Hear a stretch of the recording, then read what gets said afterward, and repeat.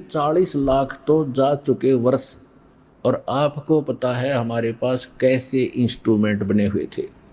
डंकी कोई ट्रांसपोर्ट का भी साधन नहीं था, बैलों के ऊपर लाद के या बैलगाड़ियां चलने लगी फिर बाद में। और सबसे बड़ा वाहन राजाओं का रथ होता था, रथ, और उसमें 4-4 5-5 खच्चर घोड़े जोड़ के उसको घसीटा करते थे, क्योंकि रोड थी नहीं। और वो ताकतवर होते थे जानवर, उनको कहीं से घसीट ले जाते और निकाल ले जाते, 5-4 आदमी बैठा करते उसमें। रोड भी ना बना पाए ढंग से, कोई वाहन भी नहीं बना पाए थे। और आज दास ने वो जमाना भी देखा है कि हम, दास का जन्म एक किसान परिवार में हुआ, और गेहूं फसल निकालते थे, उसको कैसे निकाला करते थे, कैसे ढाड़े भरा करते थे।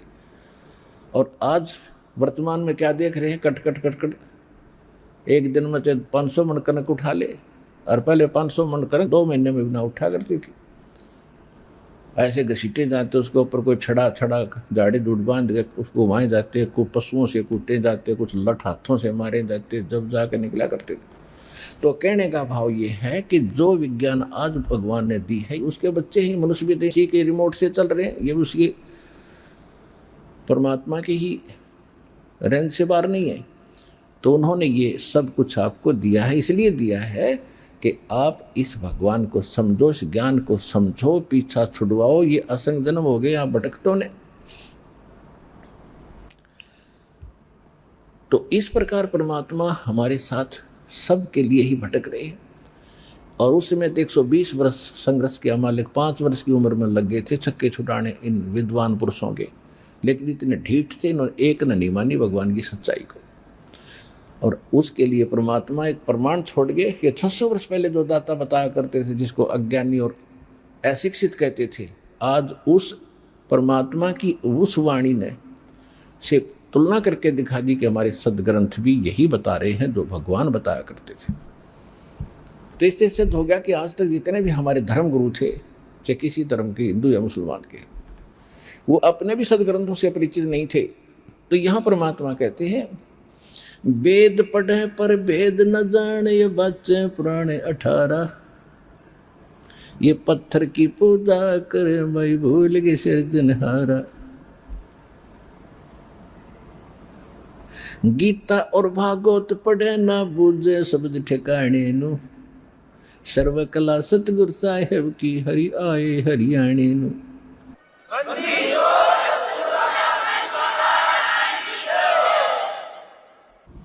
अब इस प्रकार परमात्मा बताया करते थे। काजी और मुल्ला बहुत दुखी हो गए, और शेख तकी को बड़ी जलन हुई भगवान को। हर तरह से अपनी तरफ से ट्राई करके थक चुका कि ना ये मारे से मर रहा है, और ना कोई और किसी कारण से ये हमसे मर रहा है। गरीबदास जी क्या बताते हैं कि परमेश्वर के साथ ये नकली कैसे परेशानियां पैदा करते थे गरीबदास जी ने। जैसे तुलसीदास जी ने लाखों वर्ष पहले घटी घटना रामायण अपने वचनों में, अपने शब्दों में, अपनी चौपाइयों में और ज्यों की जो चित्रार्थ कर दी, जो आज तक हमें मान्य है वो सत्य है। इसी प्रकार परमेश्वर की महिमा, सत्य पुरुष की महिमा, परमेश्वर की महिमा आदरणीय गरीबदास साहिब जी ने अपनी वाणी में तुलसीदास जी की तरह एज इट इज चित्रार्थ कर रखी, जो घटना पहले घटी थी। और ये क्या होती है कि परमात्मा की कृपा से एक दिव्य दृष्टि प्राप्त होती है, और वो अपनी अपनी रेंज होती है उसमें। जैसे वेद व्यास जी ने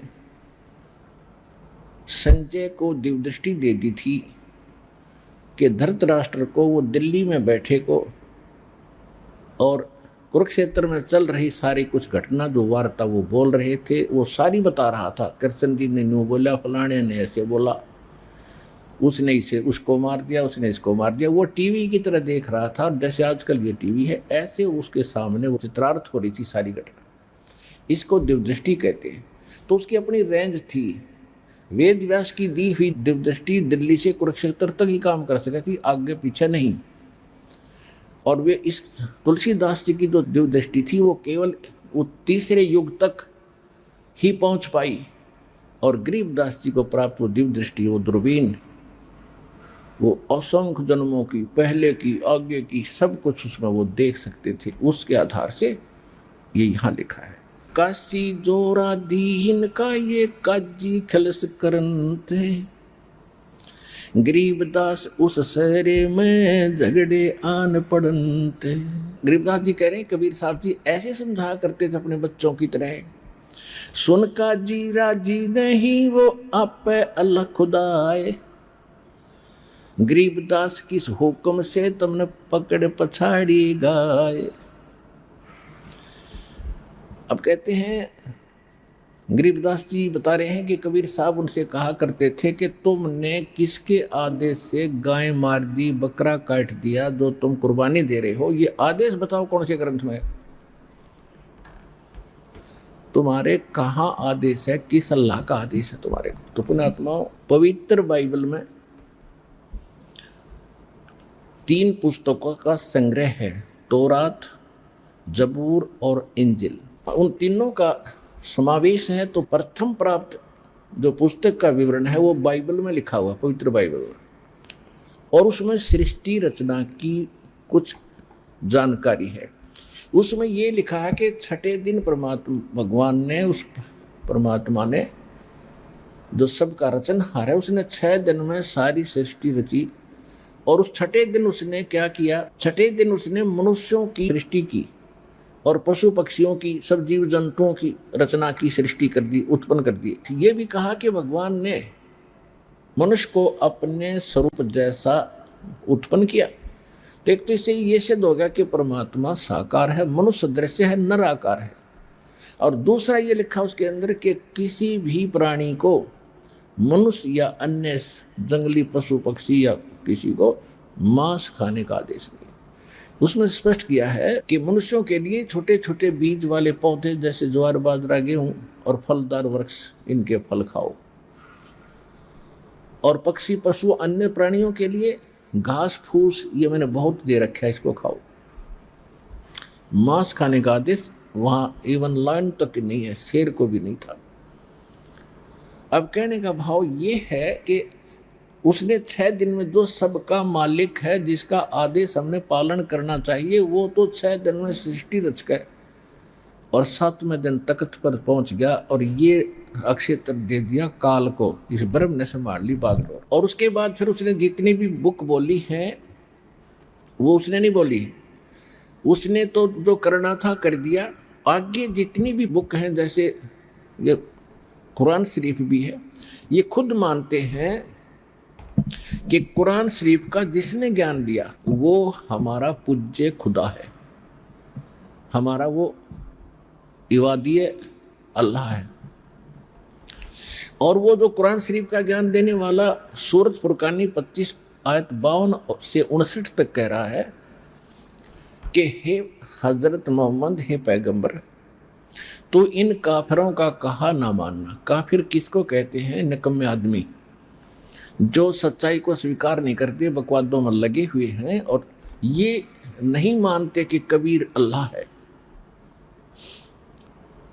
मुसलमान भाई इसको अपने शब्दों में कुछ और ही तरह से अनुवाद करते हैं कि वो अल्लाह बड़ा है, यानी वो दूसरे नहीं मान रहे हैं।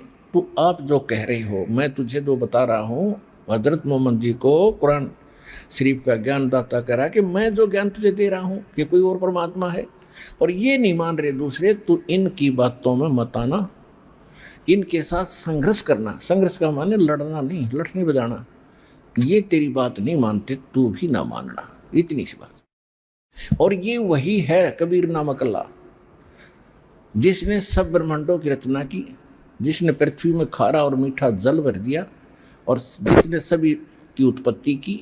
किसी को मनुष्य बनाया, किसी को नारी बनाया, किसी को नर बनाया, किसी को पोता पोती, सब कुछ जो देता वही है। और ये अपने बंदों के सभी दुखों से परिचित है, और ये वो परमात्मा जो वास्तव में अविनाशी है और ये सब के पाप का नाश कर देता है। ये अल्लाह कबीर है। उन्होंने बड़ा लिख दिया यहाँ पर। फिर 59 आयत में किया है कि कहते हैं जिसने आसमान और पृथ्वी के बीच में जो कुछ भी है जिसकी रचना की, 6 दिन में सृष्टि रची और 7वें दिन तख्त पर जा बैठा, वो अल्लाह कबीर है। और उसकी खबर किसी बाखबर से पूछ लो, इल्म वाले से यानी तत्वदर्शी संत से पूछो। इससे क्या सिद्ध हुआ कि कुरान शरीफ का ज्ञान दाता भी उस अल्लाहू अकबर की जानकारी नहीं रखता।